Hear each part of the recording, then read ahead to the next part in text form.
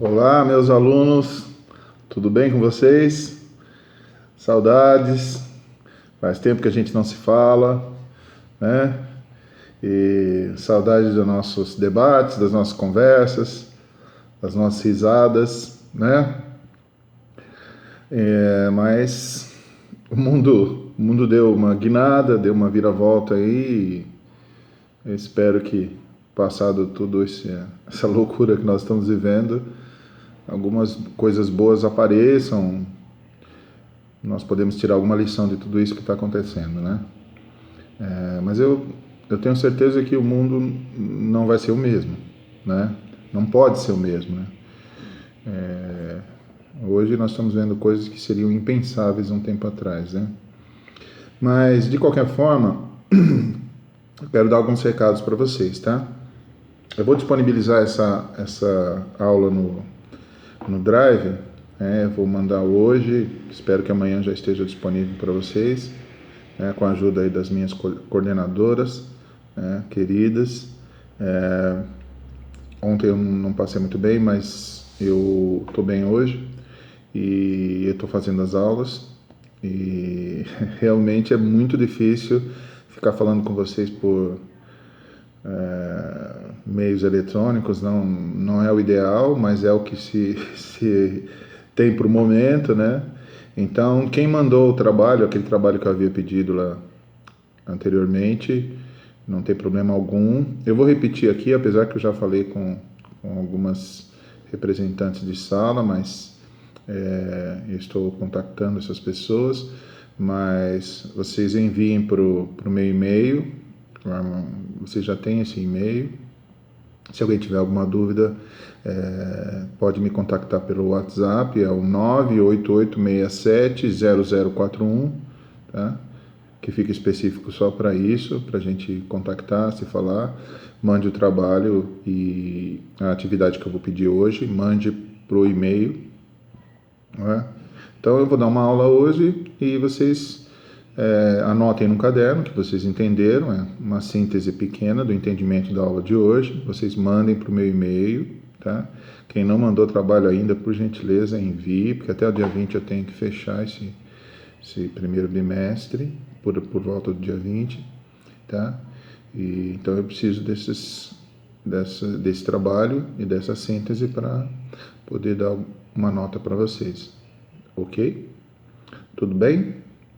Então eu já passei o meu WhatsApp, o e-mail vocês têm, se tiver dúvida pode me contactar, mas procure centralizar no representante de sala essas informações, porque aí fica mais fácil tanto para mim quanto para vocês, tá? Se você tem um grupo lá do WhatsApp, é por ali que a gente vai se comunicar. É mais fácil. Agora, para eu ter um registro das atividades de vocês, não é para mandar via WhatsApp, ok? É para mandar lá no e-mail. Tudo bem? Combinado? Então vamos lá. Bom, nas últimas aulas que nós tivemos, nós estávamos falando sobre expansão urbana, concentração urbana, nós falamos da nossa região, nós falamos do Brasil, nós falamos de área concentrada, de concentração de empresas, negócios, tecnologia, nós falamos que as áreas, segundo o Milton Santos, né, onde houvesse maior adição de ciência e tecnologia, você tem maior desenvolvimento, e onde houvesse menor adição de ciência e tecnologia, você tem menos desenvolvimento. Então, não é à toa que uma área ela concentra tudo isso, né? Por exemplo, nós moramos numa região que concentra uma grande quantidade de população. Especificamente, as pessoas vêm para a região sudeste, né? Rodam toda a região sudeste, em busca, isso vocês já estão bem cientes, que as pessoas vêm buscando uma vida melhor. Não quer dizer que todos vão conseguir, mas eles buscam uma vida melhor, vêm para trabalhar, para estudar e por outros motivos. Então eles tentam ir para um lugar mais desenvolvido, certo? Essa é uma busca de condições melhores de vida, certo? Mas quanto mais essa luta acontece, a maior tudo fica difícil. Há muita luta para conquistar essas vagas de emprego, essas oportunidades, né? As pessoas querem morar e querem estar onde as infraestruturas são melhores, mas isso não ocorre para todo mundo. Então, muitos vêm para os grandes centros urbanos e vão inchar os grandes centros urbanos, ou seja, vão morar não necessariamente nos melhores apartamentos, nos melhores bairros, que têm melhor infraestrutura, vão acabar morando nas periferias, que as periferias elas não têm as mesmas condições que os grandes centros urbanos. Falta-lhes um monte de coisa, né? Então, quanto mais ao centro, mais caro morar. Quanto mais ao centro, melhor a infraestrutura. Quanto fora dos centros, pior a infraestrutura, né? Nós estávamos falando de cidades globais, né? Começamos a entrar nesse assunto, né? O que vem a ser uma cidade global? Antes de falar o que é uma cidade global, eu vou dizer para vocês o seguinte: nós temos como se fosse uma hierarquia. Hierarquias são classificações, né? Você tem uma vila, uma cidade local, um centro regional, uma metrópole regional, uma metrópole nacional, né? Então você tem classificações de importância, de níveis de importância. Vamos só por exemplo assim dizer, nós temos São Bernardo, que é uma cidade extremamente importante do ponto de vista nós produzimos muito, temos grandes empresas aqui na região, muito embora a Ford acabou de sair, mas nós ainda temos grandes empresas como Volkswagen, Scania, Mercedes, e outras tantas aqui na região, Papais. Então nós temos grandes empresas aqui, a GM em São Caetano. Então é um lugar que tem uma produção importante, é uma cidade de referência na região, né?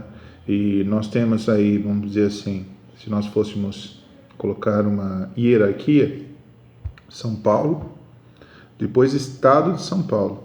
Então mais ou menos seria essa hierarquia São Paulo, Brasil, certo? Mas esse nível de importância, ele não ocorre só aqui no Brasil, isso ocorre no mundo inteiro. Então, há uma pressão internacional para que algumas cidades se tornem cidades globais, metrópoles importantes, né? E essas cidades, por que elas são tão importantes? Porque elas são produtoras de tecnologia, produtoras de bens primários, terciários e assim consecutivamente.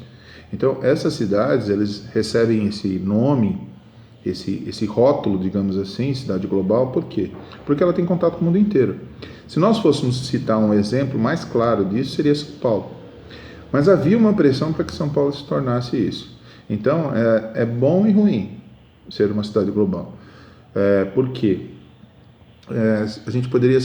Nós poderíamos citar o evento do Rodoanel, né, que as pessoas achavam que o Rodoanel era para melhorar o trânsito. Na verdade, o Rodoanel era simplesmente para deslocar o trânsito do centro de São Paulo para que a produção não atrapalhasse o livre trânsito de mercadorias, não de pessoas. Livre trânsito de mercadorias. Só para relembrar, um exemplo clássico: os Estados Unidos e o Canadá produzem, né, dentro do México. Por que eles produzem dentro do México? Porque é mais barato, a poluição fica lá, os impostos são mais baratos, a mão de obra é muito mais barata, tudo lá é mais barato. Mas o que passa pela fronteira? O lucro e algumas pessoas que têm um poder aquisitivo alto e que passam de forma legal. O mexicano médio que trabalha nas empresas não passa. Então, é o livre trânsito de mercadorias e lucro. Isso ultrapassa qualquer fronteira, mas pessoas não. Tudo bem? Tá claro isso? Então, essa questão da cidade global, ela é muito mais para efeito de produção, né, de caracterização de uma cidade, de níveis hierárquicos de cidade, de o que é mais poderoso em cima do outro, do que qualquer coisa. Tudo bem? Tá claro isso? Então, há uma relação dessas cidades em níveis de importância. Por exemplo, se você vai para qualquer estado do país, qualquer estado, sempre vai ter um ônibus ou para o Rio de Janeiro ou para São Paulo, porque são as duas maiores cidades globais do país, certo? Então, aqui se concentra muita coisa.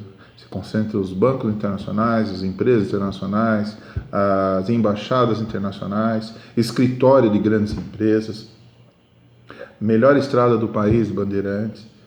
Então, melhores universidades em quantidade, né? Tem universidades fantásticas no resto do país, mas aqui se concentra o maior número delas. Então, se você pensar em concentração, aqui na região sudeste é onde estão essas empresas. Tudo se concentra aqui. Por quê? Voltando àquela denominação do Milton Santos, geógrafo Milton Santos. Onde houver maior adição de ciência e tecnologia vai ser mais desenvolvido. Onde houver menor adição de ciência e tecnologia vai ser menos desenvolvido. E por que atraem tantas pessoas? Por causa daquele mesmo fator. As pessoas migram sempre buscando uma vida melhor. Não quer dizer que todos vão achar, mas as pessoas tendem a querer ir para um lugar melhor. Quem mora num país subdesenvolvido como Bolívia, como Peru, quer ir para o Brasil, né? Porque o Brasil é melhor do que a condição que eles têm. Quem está no Brasil, quem está na Argentina, pode querer ir para os Estados Unidos, pode querer ir para a Europa. Agora não, né? Nesse momento ninguém quer sair, ninguém quer fazer isso. Mas o normal é acontecer isso, certo? Quem está num país desenvolvido só vai para um país subdesenvolvido se for uma proposta de trabalho gigantesca e muito boa. Senão ele não quer perder a vida com qualidade que ele tem lá no país dele, nos países centrais. Ele não vai querer perder isso, certo? Então tá claro esse posicionamento? Então, nós temos às vezes também algumas migrações de centro para o campo para o centro. Bom, do campo para o centro, normalmente é quando a pessoa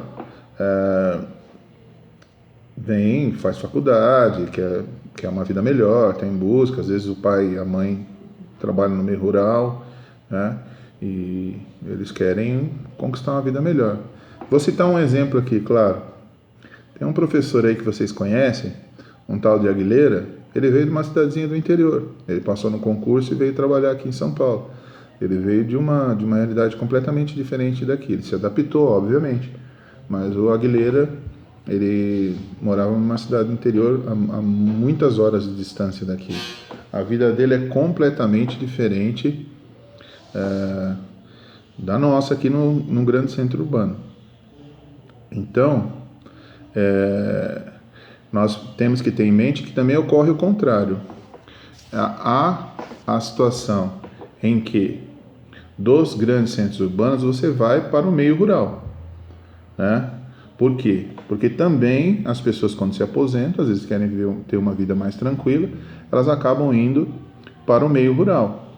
Então acontece isso também, acontece essa migração dos grandes centros urbanos para o interior. Só para fechar essa aula, eu vou colocar aqui para vocês